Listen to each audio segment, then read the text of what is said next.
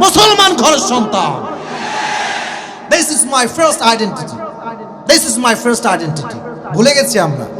প্রথম পরিচয় দেয় যে ভাই আমি আহলে হাদিস করি, প্রথম পরিচয় ভাই আমি হানাফি করি। দলাদলি বাদ দিয়ে দেন। আপনি দলাদলি করবেন বাংলার মাটিতে, আর ফিলিস্তিনের ভূখণ্ডে আমাদের লক্ষ মুসলমানের বোমে উড়িয়ে দেয়, ঠিক কিনা বলেন? দলাদলি বাদ দিয়ে দেন। আসসালামু আলাইকুম ইসলাম দরদি ভাই ও বোনেরা, আজকে আসিফ হুজুরের মুখ থেকে আমরা কিছু মূল্যবান বায়ান শুনবো এবং সেই সমস্ত বায়ানগুলোকে আমরা আমল করার। তো যাই হোক, আজকে আসিফ হুজুর এমন একজন হুজুর, সত্যি তার যে বয়ান রয়েছে সেই বয়ানগুলো সত্যি খুব সামাজিক এবং যুক্তিসঙ্গত। সেই সমস্ত বায়ানকে কিন্তু আমরা শুনবো এবং সেই সমস্ত বায়ানকে আমরা আমাদের সামাজিক জীবনে বাস্তবায়ন করার চেষ্টা করবো ইনশাল্লাহ। তো চলুন আর বেশি দেরি করবো না, আমরা সরাসরি আসিফ হুজুরের মুখ থেকে শুনে নেব কিছু বায়ান এবং সেই বায়ানকে আমরা আমল করার চেষ্টা করব ইনশাল্লাহ। আসিফ হুজুরের এমন কোন ওয়াজ কি কখনো আপনাদের সামনে এসেছে যেই ওয়াজে আসিফ হুজুর আর এক হুজুরকে গালি দিয়েছে? সত্যি বলবেন। আমি শুনি আসছে আসছে আসছে আসছে, আজীবনে আসবে না। Challenge, this is my open challenge. কেন আসবে না? কারণ আমি এটা খুব বুঝে গিয়েছি, বদনাম করে নয়, ভালোবাসা দিয়ে গোটা বিশ্বকে জয় করতে হয়। আপনারা সবাই মাওলানা তারিক জামিলের নাম শুনেছেন? Top famous scholar from Pakistan, broad minded personality belong করে।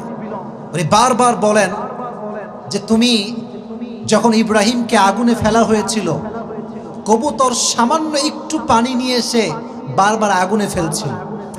কবুতর যদি পুরো আগুনে দাও দাও করে চলছে একটা জায়গা, তার সামান্য ঠোঁটের 1 ইঞ্চি পানিতে কি আগুন নিভে? কাশিমপুরের ভাইরা বলে নিভে। তাও কেন সে পানি দিয়েছে জানেন? তারিক জামিল ব্যাখ্যা করছিল, কবুতর 1 ইঞ্চি পানি দিয়ে এটা প্রমাণ করেছে যে আল্লাহ, আমি জালেমদের পক্ষে নই, আমি তোমার নবীর পক্ষে অবস্থান গ্রহণ করেছি।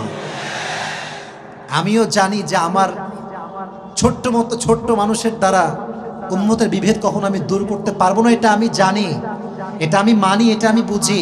বাট আমি ইব্রাহিমের সেই কবুতর হতে চাই। আমি সেই কবুতর হয়ে প্রমাণ করতে চাই, এই দেশে ইসলামের রাজ কায়েম করতে হলে ওলামা একরাম যতক্ষণ পর্যন্ত ঐক্যতার ডাক না দিবে, এদেশে ইসলামের রাজ কায়েম হবে না। ইত্তেহাদ লাগবে, ঐক্যতা লাগবে। অতএব অনেক ভাইয়েরা যারা ফেসবুকে মারামারি করেন, দলাদলি করেন, অমুকে আহলে হাদিস, অমুকে মাযহাবি, অমুকে লা মাযহাবি, অমুকে কওমি, অমুকে আলিয়া, অমুকে জামাত, অমুকে চরমোনাই, অমুকে হেফাজত, অমুকে সরসিনা, অমুকে চরমোনাই। মারামারি বাদ দিয়ে দেন। চরমোনাই আমার পরিচয় নয়, আহলে হাদিস আমার পরিচয় নয়, আমার পরিচয় মাযহাবি নয়, আমার পরিচয় কওমি নয়, আমার পরিচয় আলিয়া নয়। আমার প্রথম পরিচয় আমি মুসলমান ঘরের সন্তান। This is my first identity. This is my first identity. ভুলে গেছি আমরা। প্রথম পরিচয় দেয় যে ভাই আমি আহলে হাদিস করি, প্রথম পরিচয় ভাই আমি হানাফি করি। দলাদলি বাদ দিয়ে দেন। আপনি দলাদলি করবেন বাংলার মাটিতে, আর ফিলিস্তিনের ভূখণ্ডে আমাদের লক্ষ মুসলমানের বোমে উড়িয়ে দেয়, ঠিক কিনা বলেন? দলাদলি বাদ দিয়ে দেন। হুজুরদেরকে এটা আমার নসিহত নয়, অনুরোধ। নসিহত করবার যোগ্যতা আমি আসিফের মাঝে হুজুরদের কাছে নাই। হুজুরের কাছে আমার এই গ্রহণযোগ্যতাও নাই যে আমি নসিহত করব। তবে আবদার তো করতে পারি, অনুরোধ তো করতে পারি। মিডিয়ার ভাইদেরকে দিয়ে আমি একটা মেসেজ সবার কাছে দিতে চাই, আজ থেকে কোনো হুজুর যদি কাউকে নিয়ে কথা বলে, তার গুণ বলতে হবে আগে, তারপর তার দোষটা বলতে হবে, ঠিক কেনা বলেন? খালি বাজে বাজে কথা বলেন, বাজে বাজে কথা বলেন। আমি রিসেন্টলি একটা ভিডিও দেখলাম, একজন বলতেছে যে অমুকের বক্তাকে ধরে নিয়ে এসে মুখে পেশাব করে দাও। একজন আলেমের ভাষা কি? How can it possible man? Doesn't make any sense. কোথায় গেছি আমরা? জাতি কোথায় গিয়েছে?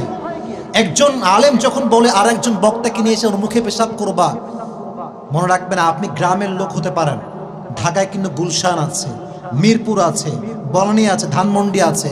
শুধু আপনি মুসলমান না, গুলশানেও মুসলমান আছে, ধানমন্ডিতেও মুসলমান আছে। আপনি যখন মাইক নিয়ে এরকম বাজে ভাষায় গালিগালাজ করেন, গুলশানের ফ্ল্যাট থাকে স্মার্ট মানুষটা মনে করেন ইসলাম কি এটাই নাকি? এটাই কি ইসলাম? তার মনটা ভেঙে যায়। আর এর জন্য প্রথম দায়ী হচ্ছেন আপনি। আপনার জবানের ভাষা সুন্দর না। আপনাকে কে সাহস দিয়েছে এভাবে গালি দেওয়া? আপনাকে সাহসটা দিল কে ভাই? অধিকার আপনাকে কে দিয়েছে? যদি আপনার কোনো সমস্যা আপনি কল দেন, একে অপরের সঙ্গে কথা বলেন, মুআমালা করেন, কিন্তু গালি দেওয়ার অধিকার কোনো মানুষের আল্লাহ দেয়া নেই। ঠিক কিনা বলেন যুবক ভাইয়ারা? আল্লাহ আমাদের সবাইকে এই সমস্ত গালিগালাজ, একে অপরের পেছনে লেগে থাকা, এগুলো থেকে আমাদেরকে হেফাজত করুক। সকলেই মন খুলে পড়া আমিন। তাহলে 1 নাম্বার নসিহত, আজ থেকে অনলাইনে হুজুরদেরকে বেশি বেশি গালিগালাজ করবেন, তাই না? শুনি নাই, গালিগালাজ করবেন। আজকে যে প্রোগ্রামে আসছি কাশিমপুরে, আজকে ওইখানে অনেক ভাই আছে,